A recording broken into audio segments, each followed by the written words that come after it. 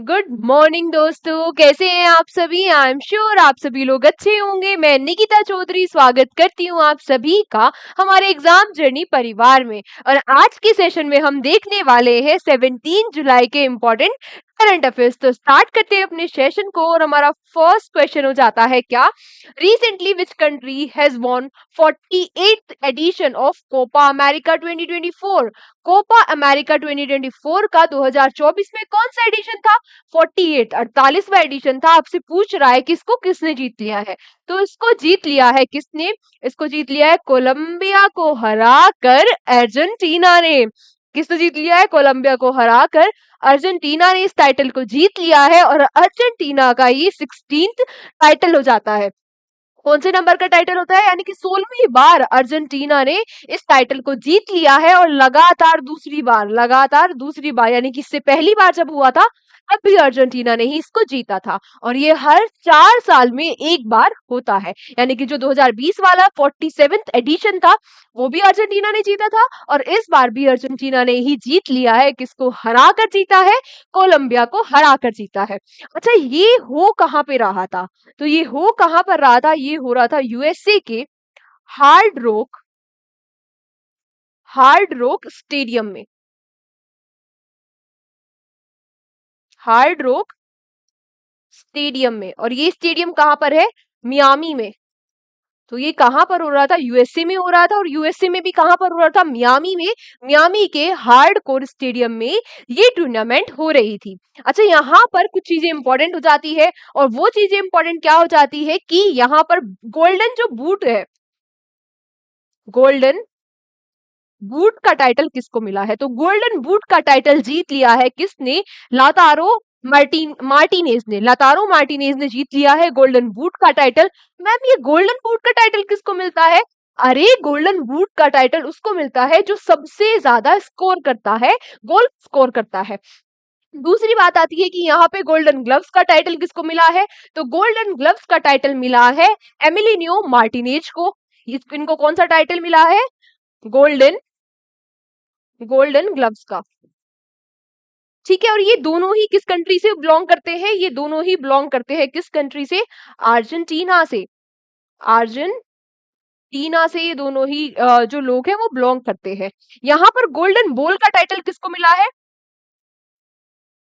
Golden ball का title किसको मिला है? तो गोल्डन बॉल का टाइटल मिल गया है जेम्स रोड्रिग्यूज को। और ये गोल्डन बॉल क्या होता है? जो ओवरऑल अच्छा परफॉर्मेंस करता है इसको गोल्डन बॉल का टाइटल दिया जाता है। एक और टाइटल यहाँ पे होता है और वो टाइटल कौन सा हो जाता है? फेयर प्ले का। फेयर फेयर प्ले का टाइटल किसको मिल गया है? तो फेयर प्ले का टाइटल ये टीम को दिया जाता है। तो ये कौन सी टीम को मिला है? किसको मिला है? ये कोलंबिया की टीम को फेयर प्ले का टाइटल मिल गया है। तो हो गई सारी चीजें क्लियर। क्या क्या चीजें क्लियर होगी कि इस बार इसका 48th एडिशन है। अच्छा, फर्स्ट एडिशन कब हुआ था? इसका फर्स्ट एडिशन हुआ था 1916 में। 1916 में इसका फर्स्ट एडिशन हुआ था। इस बार 48th एडिशन इसका हो जाता है। कौन सी टूर्नामेंट है? कोपा अमेरिका टूर्नामेंट है। किसने जीत लिया है? कोलंबिया को हराकर अर्जेंटीना ने जीत लिया है। अर्जेंटीना का 16th एडिशन है और लगातार दूसरी बार जीत लिया है। फेयर प्ले कोलंबिया को मिल गया है। और ये तीनों नाम भी आप एक बार पढ़ लेंगे। अगर हम बात करें अर्जेंटीना के बारे में तो अर्जेंटीना की कैपिटल हो जाती है ब्यूनस एयर्स और करेंसी हो जाती है अर्जेंटीना पैसो। क्या हो जाती है? करेंसी पैसो। इस यहाँ की करेंसी हो जाती है। नेक्स्ट क्वेश्चन हमारा क्या कह रहा है? नेक्स्ट क्वेश्चन कह रहा है कि recently in Arabian sea maritime partnership exercise MPX MPX maritime partnership exercise जो है conducted between India and which country. आपसे पूछ रहा है जो एमपीएक्स है ये एमपीएक्स पहली बात क्या है? तो एमपीएक्स क्या होता है? मैरीटाइम पार्टनरशिप एक्सरसाइज होती है। तो ये कहां पर कंडक्ट कराई गई? ये कंडक्ट कराई गई कहां पर? अरेबियन सी में। तो आपसे पूछ रहा है कि एक तो इंडिया ने इसमें पार्टिसिपेट किया और दूसरी कंट्री कौन सी थी? तो दूसरी कंट्री कौन सी हो जाती है? देखो, अब मैरी टाइम एक्सरसाइज है तो कौन सी एक्सरसाइज होगी? नेवल एक्सरसाइज, यानी कि समुद्री एक्सरसाइज है। तो कौन पार्टिसिपेट कर रहा होगा? तो इसमें इंडियन नेवी ने पार्टिसिपेट किया है। और किस कंट्री की नेवी ने पार्टिसिपेट किया है हमें ये बताना है। तो देखो, एक बार हम ये समझते हैं। मैंने अभी कल परसों ही आपको पढ़ाया था कि जब मैं आपको बिम्स्टेक पढ़ा रही थी कि यहाँ पे क्या है? Bay of Bengal. Bay of Bengal यहाँ पे हो जाता है। इधर मैंने आपको बताया था अरेबियन सी। अरेबियन सी मैंने आपको बताया था कि अरेबियन सी इधर हो जाता है और ये हो जाता है हमारा इंडिया। ठीक बात है। तो ये जो एक्सरसाइज हुई है एमपीएक्स कहाँ पर हुई है? ये हुई है यहाँ पर, ये जो अरेबियन सी है, इस अरेबियन सी में ये एक्सरसाइज कंडक्ट कराई गई है। अच्छा, दूसरी कंट्री कौन सी है? तो चलो मैं आपको हिंट देती हूँ। दूसरी कंट्री वही है, देखो इसके यहाँ पे, ये तो हमारा एशियन कॉन्टिनेंट में हमारा कंट्री हो गया इंडिया। उसके इधर यहाँ पे देखो अरेबियन सी से इधर कौन सा कॉन्टिनेंट पड़ता है? यहाँ पे है अफ्रीका। कौन सा कॉन्टिनेंट है? अफ्रीका। उससे थोड़ा सा और इधर चलेंगे तो कौन सा कॉन्टिनेंट आ जाता है? South America. साउथ अमेरिका के ऊपर क्या आ जाता है? North America. और ये जो कंट्री है वो नॉर्थ अमेरिका की कंट्री है। और नॉर्थ अमेरिका में ये कहाँ पर है कंट्री? ये यहाँ पर कंट्री है नॉर्थ अमेरिका में। ऊपर कौन सी कंट्री हो जाती है नॉर्थ अमेरिका में? कनाडा। और नीचे क्या हो जाती है? मैक्सिको। यानी कि कनाडा और मैक्सिको के बीच में जो कंट्री है उसी की नेवी ने पार्टिसिपेट किया। अब आप लोग मुझे बता दो जरा, ये कंट्री कौन सी हो जाती है? कौन सी हो जाती है? अरे ये तो बहुत ही इजी हो गया बताना, कौन सी कंट्री हो जाती है? यूएसए। यानी कि इंडिया ने और यूएसए की नेवी ने इस एक्सरसाइज में, जो अरेबियन सी में हो रही थी मैरीटाइम पार्टनरशिप एक्सरसाइज, इसमें पार्टिसिपेट किया। तो आंसर क्या हो जाता है हमारा? यूएसए। अच्छा, इसमें हमारे इंडिया के कौन से शिप ने पार्टिसिपेट किया? तो हमारे इंडिया के कौन कौन से ये जो शिप है इन्होंने पार्टिसिपेट किया? एक तो INS, INS Aditya, INS Aditya और आईएनएस विशाखापट्टनम। आईएनएस आदित्य और आईएनएस विशाखापट्टनम ने हमारी तरफ से इसमें पार्टिसिपेट किया। अच्छा, आप लोग जरा मुझे एक क्वेश्चन बता दो यहाँ पर। आप लोग क्या क्वेश्चन बताओगे मुझे? आप लोग मुझे ये क्वेश्चन बता दो कि अभी हाल फिलहाल में मैंने आपको एक एक्सरसाइज पढ़ाई थी और मैंने बताया था कि वो लार्जेस्ट मैरीटाइम एक्सरसाइज है, यानी कि सबसे बड़ी समुद्री एक्सरसाइज है। उसमें हमारे इंडिया की तरफ से जो किसने कंडक्ट कराई थी? जो यूएसए ने कंडक्ट कराई थी। तो आप लोग जरा मुझे ये बता दो कि उसमें इंडिया की तरफ से किस शिप ने पार्टिसिपेट किया था? इंडिया की तरफ से किस शिप ने पार्टिसिपेट किया था? ये आप लोग मुझे बता दो। तब तक हम आते हैं अपने नेक्स्ट क्वेश्चन पे। ये समझ में आ गया ना? ठीक है, आते हैं नेक्स्ट क्वेश्चन पे। नेक्स्ट क्वेश्चन क्या कह रहा है? Recently which country has been won the world championship legends award? जो वर्ल्ड चैंपियनशिप का लीजेंड्स अवार्ड है, आपसे पूछ रहा है कि वो किसने जीत लिया। देखो ये क्वेश्चन हमारे लिए बहुत इंपॉर्टेंट हो जाता है। ये किसकी टूर्नामेंट हो जाती है? क्रिकेट की टूर्नामेंट हो जाती है। मैम आप कैसी बातें कर रहे हो? क्रिकेट की टूर्नामेंट तो है, ये लीजेंड्स चैंपियनशिप आप बातें कर रहे हो। लेकिन ना तो इसमें विराट कोहली खेल रहा था, ना रोहित शर्मा खेल रहे थे, ना इसमें शुभमन गिल खेल रहे थे। तो कैसी चैंपियनशिप थी ये? अरे ये भी लीजेंड्स चैंपियनशिप थी। क्यों लीजेंड चैंपियनशिप थी? जो इसमें पार्टिसिपेट कर रहे हैं वो सारे ही खिलाड़ी, जो सारे सारे ही प्लेयर्स है, वो क्या थे? रिटायर्ड थे। जो जिन्होंने इंटरनेशनल क्रिकेट से रिटायरमेंट ले लिया है, वो सभी प्लेयर्स इसमें पार्टिसिपेट कर रहे थे। और मैंने बोला ना ये क्वेश्चन सुपर इंपॉर्टेंट हो जाता है, तो सुपर इंपॉर्टेंट होने के इसके कई सारे कारण हैं। पहला कारण में से ये है कि 2024 में, 2024 में इसका फर्स्ट एडिशन हुआ है। इसका फर्स्ट एडिशन हुआ है 2024 में, तो इंपॉर्टेंट हो गया। कहां पर हुआ है? होस्ट किसने किया है इसको? होस्ट किया है किसने? इंग्लैंड ने। ठीक है। अब जीता किसने है? तो किसने जीत लिया है? ये जीत लिया है हमारे इंडिया ने। किसने जीत लिया है? ये हमारे इंडिया ने जीत लिया है। किसको हराया है? यानी कि रनर अप कौन रहा? तो रनर अप रहा इसमें हमारे इधर बगल में छोटा सा बच्चा है ना। अरे हाँ हाँ, हमारा ही बच्चा है, उसको धो दिया हमारी इंडियन टीम ने पकड़ के। किसको हरा दिया? पाकिस्तान। पाकिस्तान इसमें कौन रहा है? Runner up. रनर अप कौन रहा है? पाकिस्तान रहा है। जीत किसने लिया है? जीत लिया है इंडिया ने, इसको वॉन कर लिया है। और इसमें टोटल कितनी टीम पार्टिसिपेट कर रही थी? तो उसमें 6 टीम पार्टिसिपेट कर रही थी। अच्छा, इंडिया के कैप्टन कौन थे? किसकी कैप्टनसी में हमने ये टाइटल जीत लिया है? तो इंडिया की टीम जो थी उसके कैप्टन कौन हो जाते हैं? उसके कैप्टन वही हो जाते हैं। कौन हो जाते हैं? वही हो जाते हैं जो अभी हुआ था ना, अभी थोड़े दिन पहले ICC T20 mains world cup. और मैंने आपको इतनी बार ब्रांड एम्बेसडर के बारे में बताया था। तो वही हो जाते हैं जो ICC T20 mains world cup के ब्रांड एम्बेसडर भी थे। कौन थे वो? हाँ हाँ, कौन थे कौन थे? हाँ, युवराज सिंह जी।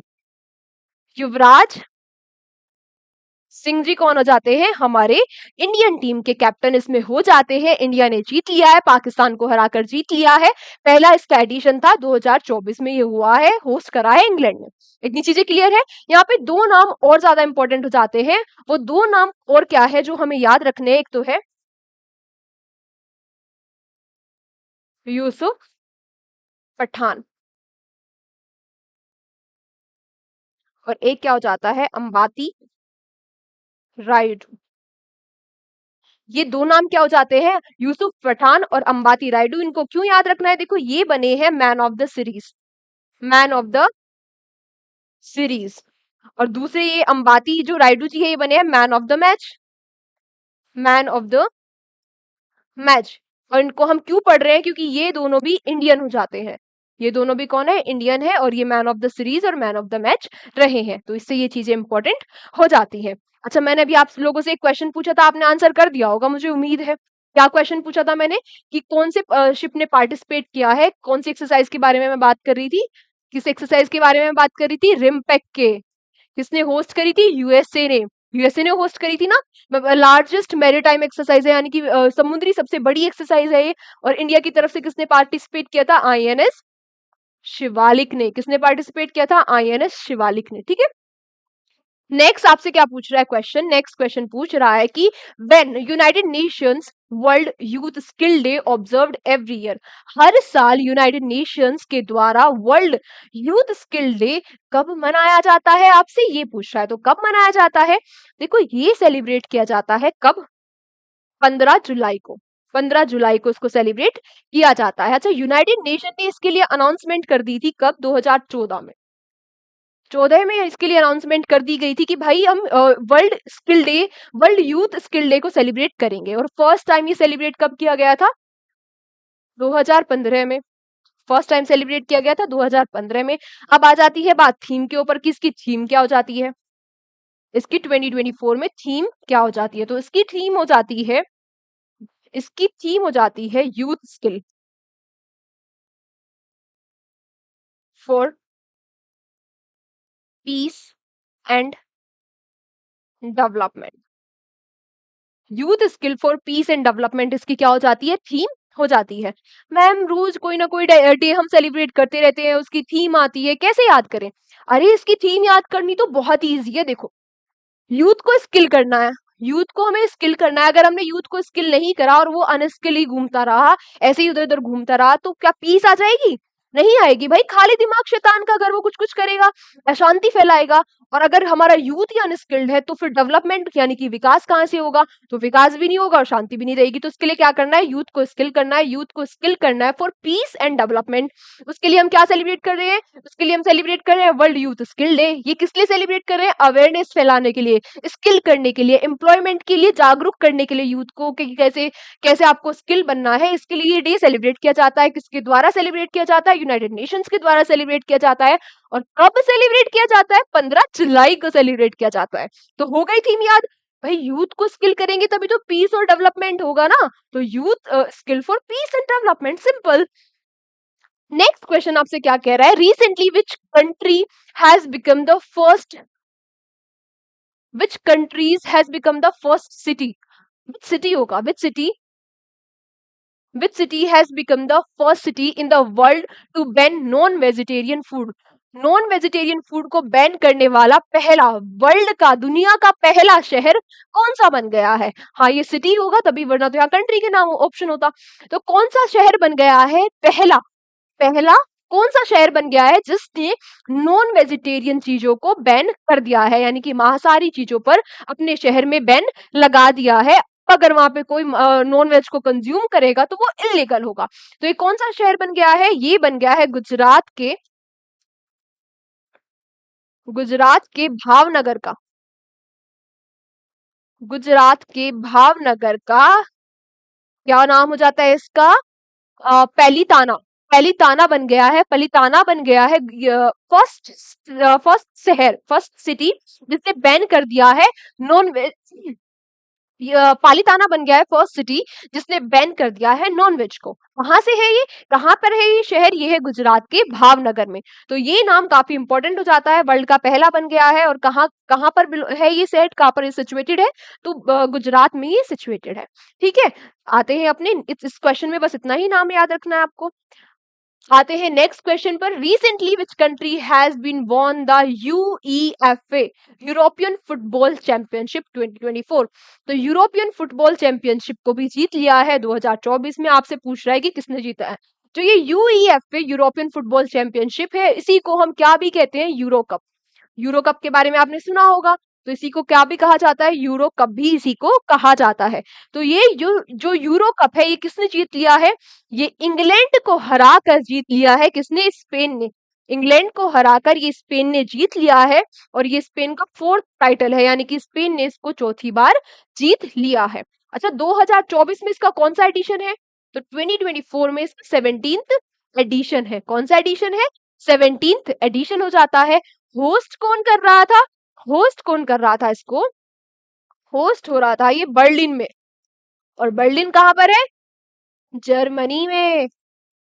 तो बर्लिन में इसको होस्ट किया जा रहा था, जर्मनी में। इसका 17th एडिशन था जिसको जीत लिया है, किसने जीत लिया है, इसको जीत लिया है स्पेन ने। 4th टाइम इसको स्पेन ने जीत लिया है, इंग्लैंड को हराकर जीत लिया है, और इसी को हम यूरो कप भी कहते हैं। इस बार इसका 17th एडिशन है। इसका फर्स्ट एडिशन कब हुआ था, इसका फर्स्ट एडिशन हुआ था 1960 में। 1960 में इसका पहला एडिशन हुआ था, और ये पहला एडिशन होस्ट किया था फ्रांस ने, और इसको जीता था किसने, यूएसएसआर ने। यूएसएसआर यानी कि सोवियत यूनियन ने, तब उस टाइम पे यूएसएसआर हुआ करता था। तो सोवियत यूनियन ने इसको जीत लिया था, फ्रांस ने इसको होस्ट किया था। इतनी चीजें क्लियर है ना। आते हैं अपनी नेक्स्ट क्वेश्चन पे, और हमारा नेक्स्ट क्वेश्चन क्या हो जाता है, recently the operation Jazba has been launched by which arm forces. आपसे क्या पूछ रहा है, आपसे पूछ रहा है कि अभी हाल ही में जो ऑपरेशन जज्बा है वो लॉन्च किया गया है किस आर्म फोर्सेस के द्वारा।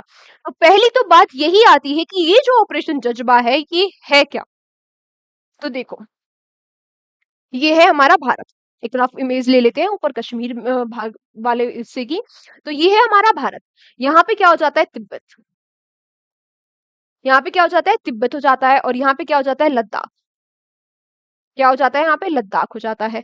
तो यहाँ पे इस बॉर्डर पे, जो इंडिया और तिब्बत के बीच का बॉर्डर है, वैसे अब तिब्बत पे किसका एडमिनिस्ट्रेशन है, किसका एडमिनिस्ट्रेशन है, चाइना का। तो इंडिया और जो चाइना का बॉर्डर है, उस बॉर्डर पे इस ऑपरेशन जज्बा को लॉन्च किया गया था। किस लिए लॉन्च किया गया था, इसे लॉन्च किया गया था जो यहाँ पे हो रही थी गोल्ड की स्मगलिंग।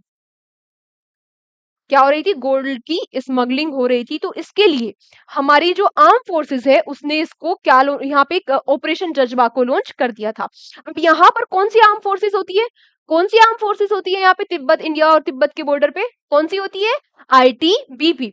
तो यहाँ पे आईटीबीपी, आईटीबीपी के बारे में भी हम बात करेंगे। तो यहाँ पे आईटीबीपी ने ऑपरेशन जज्बा को लॉन्च कर दिया था।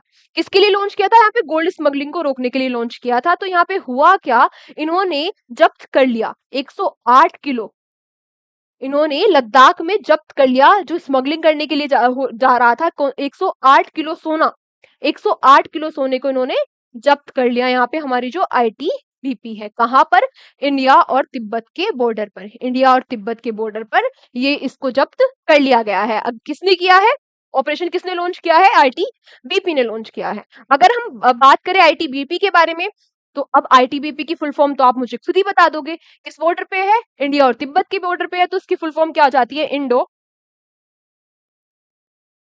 Tibet border police.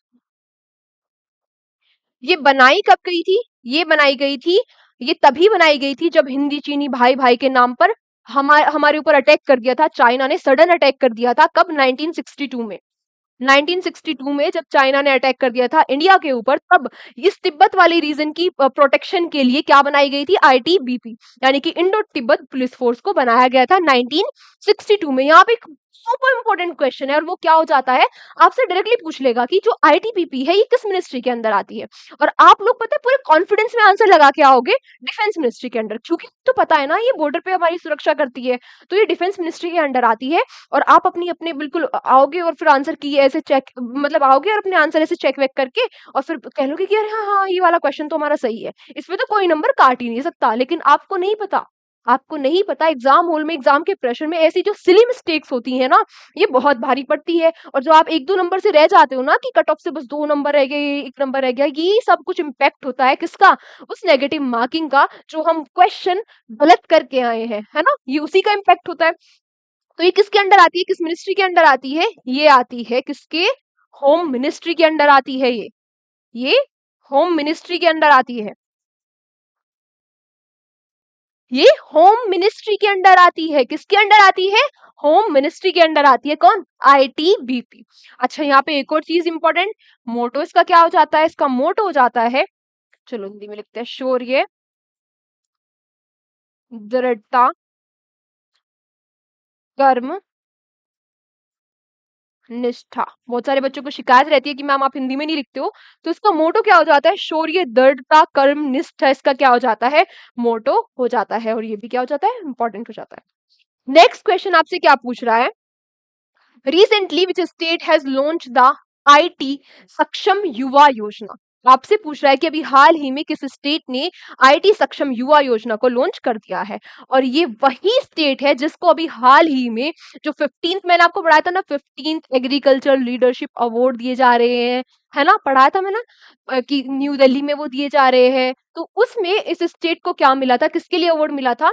Animal husbandry, best animal husbandry के लिए इसको अवार्ड दिया गया था। तो ये कौन सा स्टेट था? मैंने याद कराया था ना आपको, है ना, याद है ना? हाँ मैम, आपने याद कराया था, ये तो याद है हमें, हरियाणा। तो हरियाणा ने क्या लॉन्च किया है? हरियाणा ने लॉन्च किया है आईटी सक्षम योजना। किस लिए लॉन्च की है? ये की है टू बूस्ट एम्प्लॉयमेंट। एम्प्लॉयमेंट यानी कि एम्प्लॉयमेंट को बढ़ावा देने के लिए, एम्प्लॉयमेंट को बूस्ट करने के लिए क्या किया गया है? हरियाणा गवर्नमेंट के द्वारा ये लॉन्च की गई है। हरियाणा गवर्नमेंट में किसके द्वारा लॉन्च की गई है? हरियाणा के सीएम के द्वारा। और सीएम का क्या नाम हो जाता है यहाँ के? नायाब, नायाब सिंह, नायाब सिंह सैनी जी के द्वारा इस योजना को लॉन्च किया जाता है। अच्छा, इसमें ये करेंगे क्या? इसमें ये करेंगे क्या? इसमें ये 60,000 लोगों को जॉब देंगे। 60,000 लोगों को ये क्या देंगे? जॉब देंगे। और फर्स्ट फेज में ही कितने लोगों को जॉब देने वाले हैं? 5,000 लोगों को ये जॉब देने वाले हैं। तो यहाँ पे इंपॉर्टेंट क्या हो जाता है? आईटी सक्षम जो योजना है वो किसके द्वारा लॉन्च की गई? यहाँ के सीएम नायाब सिंह सैनी जी के द्वारा। कहाँ के सीएम? हरियाणा के सीएम नायाब सिंह सैनी जी के द्वारा इसको लॉन्च किया गया। किस लिए लॉन्च किया गया? टू बूस्ट एम्प्लॉयमेंट, एम्प्लॉयमेंट को बढ़ावा, रोजगारी को बढ़ावा देने के लिए। नेक्स्ट आपसे क्या पूछ रहा है? Recently which states APCNF program has been awarded the Portuguese Gulbenkian award 2024। जो गुलबेकियन अवार्ड है पोर्तुगल का, किसको, किस स्टेट की APCNF प्रोग्राम को ये दिया गया है? अब किस स्टेट के प्रोग्राम को दिया गया है उससे पहले हमें क्या देखना है कि ये प्रोग्राम है कौन सा। तो ये APCNF क्या हो जाता है? ये हो जाता है Andhra Pradesh, Andhra Pradesh community, Andhra Pradesh community managed natural farming. तो ये कौन सा प्रोग्राम है? ये है Andhra Pradesh community managed natural farming. ये आंध्र प्रदेश में स्टार्ट किया गया था 2016 में। 2016 में इसको आंध्र प्रदेश में स्टार्ट किया गया था। किस लिए स्टार्ट किया गया था? नेचुरल फार्मिंग को बढ़ावा देने के लिए इसको स्टार्ट किया गया था, कि जो छोटे किसान है उनको सिखाना कि कैसे कैसे वो टेक्नोलॉजी का यूज करके नेचुरल फार्मिंग कर सकते हैं। 2016 में ये जो प्रोग्राम है इसको स्टार्ट किया था। कहाँ पर स्टार्ट किया था? आंध्र प्रदेश में स्टार्ट किया था। और अभी इसे क्या मिल गया है? इसे मिल गया है पोर्तुगीज यानी कि पोर्तुगल का गुलबेकियन अवार्ड मिल गया है। किस लिए मिला है? फॉर ह्यूमैनिटी, फॉर ह्यूमैनिटी यानी कि मानवता के लिए इसको ये अवार्ड दिया गया है। अब ये जो गुलबेकियन अवार्ड है ये 2020 में ही स्टार्ट हुआ था। ये 2020 में स्टार्ट हुआ था। और ये किस लिए दिया जाता है? ये क्लाइमेट चेंज के लिए जो काम कर रहे हैं, इन्वायरमेंट के लिए, इन्वायरमेंट प्रोटेक्शन के लिए जो लोग काम कर रहे हैं, जो संस्था काम कर रही है, उनको ये अवार्ड दिया जाता है। तो ये संस्था, ये जो प्रोग्राम है कहाँ का है? आंध्र प्रदेश का है। वैसे अभी हाल ही में ये जो पोर्तुगल का अवार्ड है ये दे दिया गया है। ठीक है। लास्ट क्वेश्चन आज का आप लोगों के लिए क्या है? The second regional event of हमारा संविधान हमारा सम्मान। हमारा संविधान हमारा सम्मान, ये जो रीजनल इवेंट है इसका सेकेंड एडिशन हुआ है। आपसे पूछ रहा है will be held in which city. तो ये किस सिटी में होगा? तो ये किस सिटी में होने वाला है? हमारा संविधान हमारा सम्मान, सम्मान इसका जो रीजनल इवेंट है ये कहाँ पर होने वाला है? ये होने वाला है प्रयागराज में। मैम ये तो सेकंड एडिशन लिखा है ना कि सेकंड एडिशन प्रयागराज में होगा, तो फर्स्ट एडिशन कहाँ हुआ था? अरे फर्स्ट एडिशन हुआ था बीकानेर में। बीकानेर में इसी साल फर्स्ट एडिशन हुआ था बीकानेर में, और अब दूसरा एडिशन होगा प्रयागराज में। तो आज की क्लास यहीं तक थी। Thank you so much everyone. Thank you so much everyone. Thank you, यहीं पे हो गया। Thank you so much everyone हमारे साथ सेशन में एंड तक बने रहने के लिए। और लास्ट में आप सभी लोगों के लिए जरूरी जानकारी की पीडीएफ मैम कहाँ मिलेगी, तो पीडीएफ कहाँ मिलेगी, हमारे एग्जाम जर्नी के टेलीग्राम चैनल पर, हमारे एग्जाम जर्नी के टेलीग्राम चैनल पर आप लोगों को पीडीएफ मिल जाएगी।